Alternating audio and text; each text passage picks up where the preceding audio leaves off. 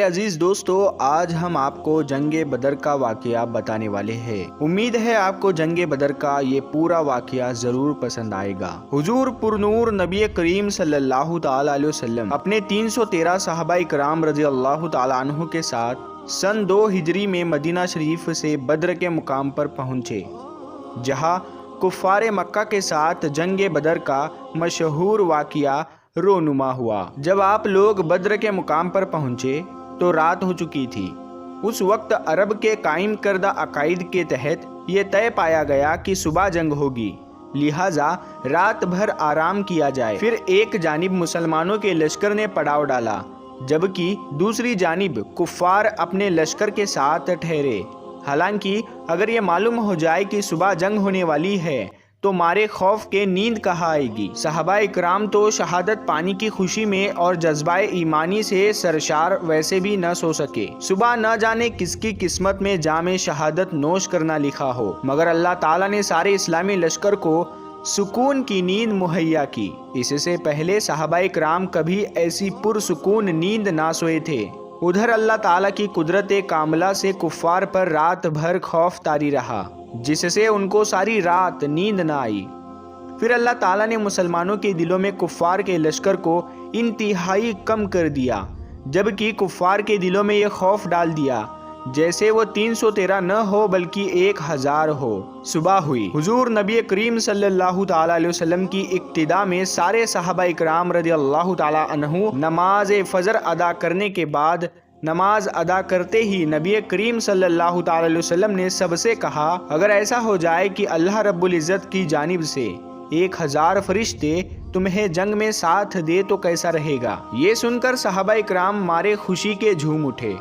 رسول اللہ صلی اللہ تعالی علیہ وسلم نے پھر سے فرمایا، اگر 3000 فرشتے آ جائے تو کیسا رہے گا؟ ایک بار پھر صحابہ خوشی سے جھوم گئے۔ پھر آخر میں رسول اللہ صلی اللہ تعالی علیہ وسلم نے فرمایا کہ اگر 5000 فرشتے آ جائے تو کیسا رہے گا؟ اتنا سننا تھا کہ صحابہ اکرام بہت خوش ہوئے اور کہنے لگے کہ اگر ایسا ہو گیا تو ہم کفار پر بڑی آسانی سے غلبہ پا جائیں گے۔ قربان جائیے سرکار دو عالم حضرت محمد مصطفیٰ صلی اللہ تعالی علیہ وسلم پر کہ اس وقت اللہ رب العزت نے فرشتے بھیجنے کا ارادہ نہیں فرمایا تھا، لیکن جب حضور نبی کریم صلی اللہ تعالی علیہ وسلم نے فرما دیا تو اللہ تعالیٰ نے اپنے حبیب کے لیے فرشتوں کی فوج بھیج دی۔ پیارے دوستو، فرشتوں کی تعداد کو لے کر الگ الگ فتویٰ بھی جاری کیے گئے ہیں اور کئی الگ تعداد کا ذکر بھی کیا جاتا رہا ہے۔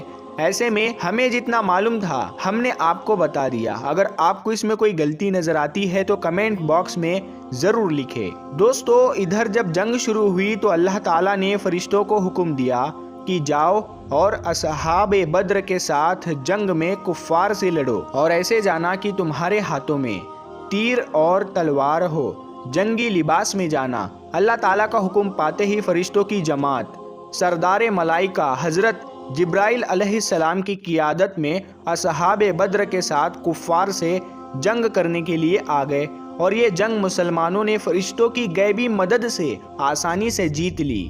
اس جنگ میں کفار کے کئی سردار مارے گئے، جس سے ان کے لشکر کی کمر ٹوٹ گئی اور بہت سے کفار کو قیدی بنا لیا گیا۔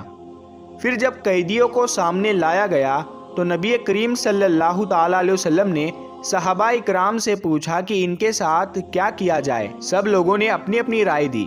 کچھ نے کہا کہ ان کو قتل کر دیا جائے، جبکہ کچھ صحابہ نے کہا کہ ان کو غلام بنا لیا جائے۔ مگر قربان جاؤ رسول اللہ صلی اللہ تعالی علیہ وسلم پر، آپ صلی اللہ تعالی علیہ وسلم نے یہ فیصلہ سنایا کہ ان قیدیوں سے فائدہ حاصل کر کے انہیں آزاد کر دیا جائے۔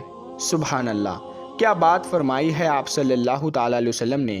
لوگ ان کو مارنے کی غرض سے آتے تھے، لیکن آپ اپنی رحمت باکرم کے صدقے انہیں چھوڑ دیتے تھے۔ جنگ ختم ہونے کے بعد سارے فرشتے واپس چلے گئے اور آپ صلی اللہ تعالی علیہ وسلم نے نماز پڑھائی۔ جب آپ نماز سے فارغ ہوئے تو ایک صحابی نے عرض کیا، یا رسول اللہ صلی اللہ تعالی علیہ وسلم، آپ نماز کے دوران مسکرا کیوں رہے تھے؟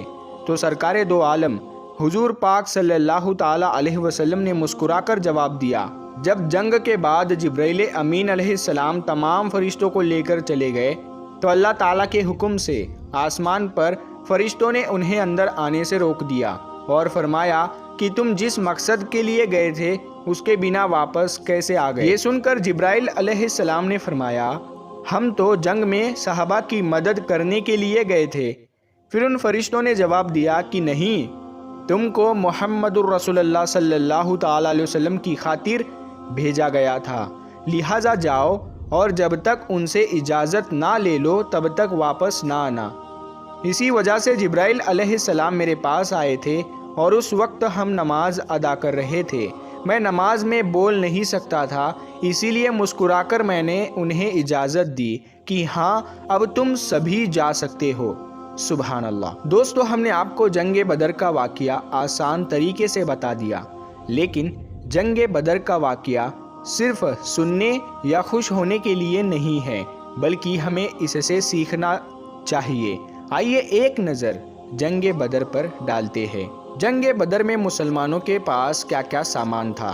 صرف 313 لوگ تھے، 70 اونٹ تھے، 3 گھوڑے تھے، 8 تلوار اور 6 جراح تھے۔ لشکر کفار کے پاس کیا کیا سامان تھا؟ اب آئیے دیکھتے ہیں۔ 1000 افراد تھے، 700 اونٹ تھے، 100 گھوڑے تھے، 950 تلوار اور 950 جراح تھی۔ کفار کے لشکر میں کھانے پینے کا سامان بڑی کثرت سے تھا، روزانہ 11 اونٹ ذبح کر کے کھاتے تھے۔ کفار کے لشکر میں عیش و عشرت کا سامان بھی کافی تعداد میں تھا۔ جب وہ کسی پانی کے کنارے پڑاؤ کرتے تو خیمے لگاتے تھے، ان کے ساتھ گانے والی طوائفیں بھی تھی۔ اسلامی لشکر کے پاس کھانے پینے کا سامان نہیں تھا، کسی کے پاس 7 تو کسی کے پاس 2 کھجوریں تھی۔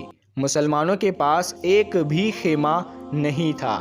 صحابہ کرام نے کھجور کے پتوں کو اور ٹہنیوں سے ایک جھوپڑی تیار کر کے حضور اقدس نبی کریم صلی اللہ تعالیٰ علیہ وسلم کو اس میں ٹھہرایا تھا۔ آج اس جگہ پر مسجد بنی ہوئی ہے۔ کفار کے لشکر سے 70 آدمی قید کیے گئے اور 70 آدمی قتل ہوئے، جن میں ابو جہل بھی شامل تھا۔ اسلامی لشکر میں 14 صحابہ شہید ہوئے اور مسلمانوں کو فتح ملی۔ دوستو، اب غور کیجئے، آج ہمارے پاس سب کچھ ہے، اللہ کے فضل سے کسی چیز کی کمی نہیں ہے، پھر بھی مسلمانوں کو ہر جگہ ستایا جا رہا ہے، مارا کاٹا جا رہا ہے، مسلمانوں کے گھروں کو جلایا جا رہا ہے۔ دوستو، کیا آپ نے سوچا ہے آخر ایسا کیوں ہو رہا ہے؟ آج کا مسلمان اپنے دین سے بھٹک رہا ہے۔ آج لوگوں نے نبی کریم صلی اللہ تعالیٰ علیہ وسلم کے احادیث مبارک اور قرآن پر عمل کرنا چھوڑ دیا ہے۔ ایک وہ لوگ تھے جو جان دے کر بھی ایمان سے ڈگتے نہیں تھے، اور ایک ہم لوگ ہیں جو 2 روپے میں اپنا ایمان تک بیچ دیتے ہیں۔ میرے عزیز دوستو، ہمیں چاہیے کہ ہم لوگ 5 وقت کی نماز کی پابندی کریں، کیونکہ نماز ایک ایسی چیز ہے جو آدھے سے زیادہ گناہوں سے روک دیتی ہے۔ دوسری بات یہ کہ ہم اپنے گھروں میں اسلامی تہذیب اور شریعت کو لاگو کریں۔ گھروں میں ٹی وی، سیریل یا فلمیں دیکھ کر برکت ختم نہ کریں، ایک دوسرے کے ساتھ محبت سے پیش آئے، اپنے آل اولاد کو موبائل فون جیسی چیزوں سے دور رکھے اور انہیں اچھی تعلیم دے۔ ابھی حالات ایسے ہیں کہ ہمارے ہندوستان میں ایک خاص مذہب کے لوگ مسلمانوں کو کمزور کرنے کے لیے ہماری بیٹیوں، ہماری بہنوں کو سوشل میڈیا کے ذریعے پھنسانا چاہتے ہیں، تاکہ وہ مسلمانوں کو مجبور کر سکے اور ان کے گھروں میں نفرت پھیلا سکے۔ اسی لیے اس پر بھی احتیاط ضرور رکھنا چاہیے۔ پیارے دوستو، ہم امید کرتے ہیں آپ کو آج کا ہمارا یہ ویڈیو پسند آیا ہوگا۔ اگر یہ ویڈیو آپ کو پسند آیا ہے تو ہر بار کی طرح آپ لوگ اس ویڈیو کو زیادہ سے زیادہ اپنے دوستوں اور رشتہ داروں میں شیئر ضرور کریں، اور اگر ابھی تک آپ نے ہمارے چینل نور حدیث کو سبسکرائب نہیں کیا ہے تو ہمارے چینل کو ابھی سبسکرائب کر کے ساتھ میں لگے بیل آئیکن کو ضرور دبا دیں، تاکہ ہم جب بھی کوئی نئی ویڈیو اپلوڈ کریں تو سب سے پہلے اس کا نوٹیفیکیشن آپ کو ملتا رہے۔